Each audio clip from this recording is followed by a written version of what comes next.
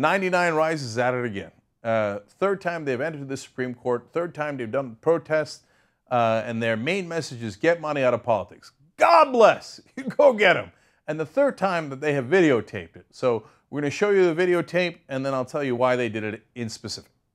To demand democracy, one person, one vote.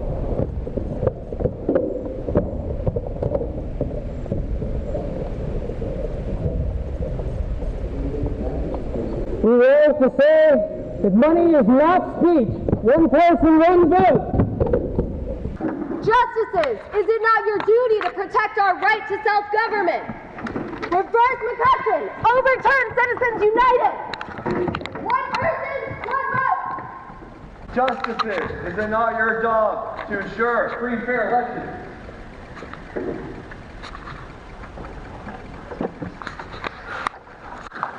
Anyone else interested in talking will be admonished that it is the authority of this court to punish such disturbances by criminal contempt.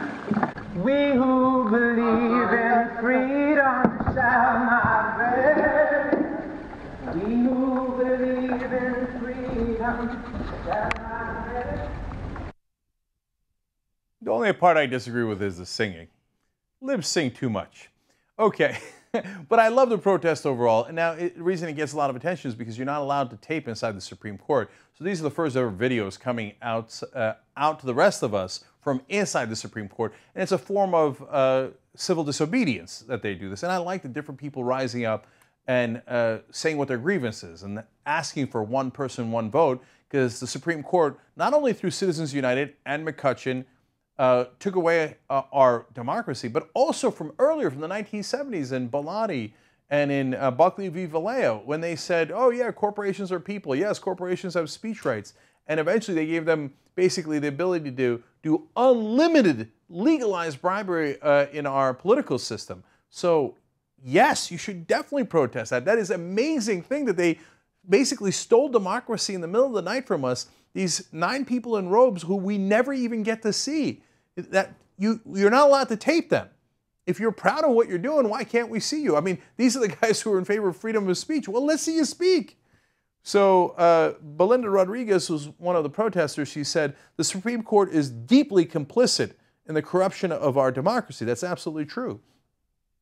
And they did this on the first-year anniversary of McCutcheon. Now, they're going to talk about McCutcheon here in a second. Their McCutcheon and Citizens United rulings, she goes on to say, have allowed corporations and billionaires to essentially buy our elections with unlimited sums of campaign cash, silencing the vast majority of voters. We're here to send a message that the American people won't stand for it.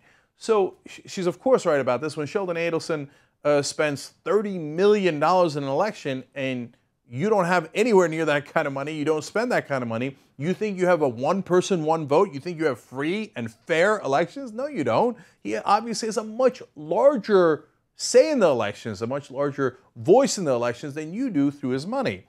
They explain, Belinda does, again, currently a tiny fraction of the nation's wealthiest 1% have excessive representation in our government because of the legalized bribery that the Supreme Court has allowed.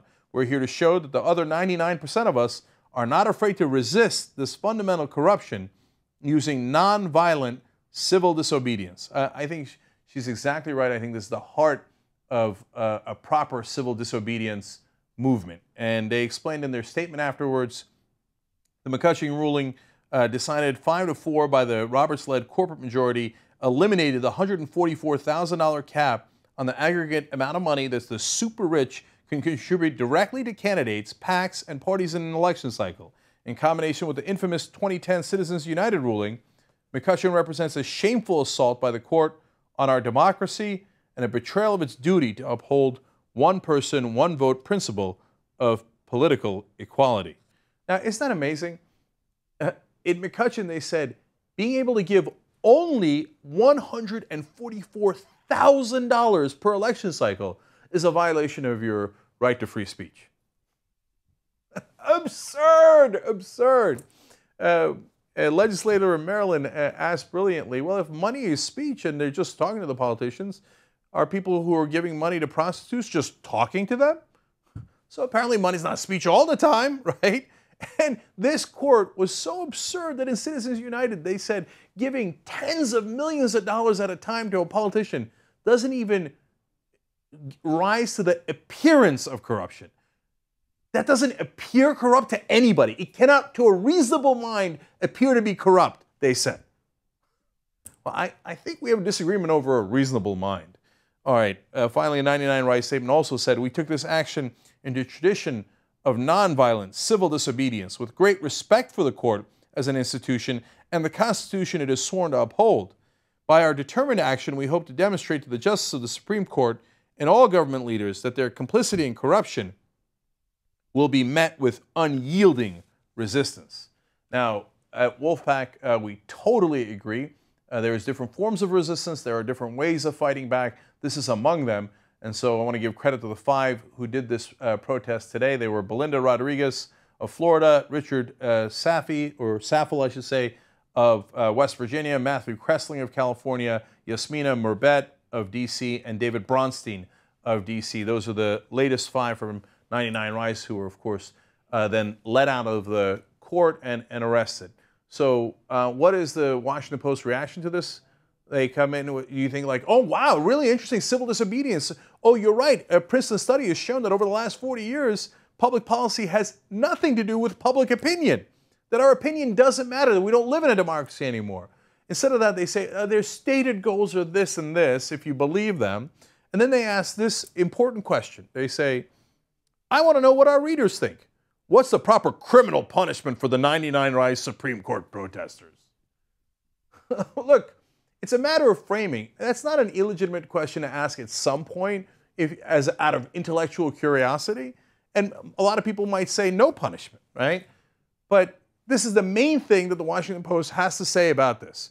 I mean, these people, they're disrupting the establishment. How dare they rise up like this? Let's figure out what the proper punishment is.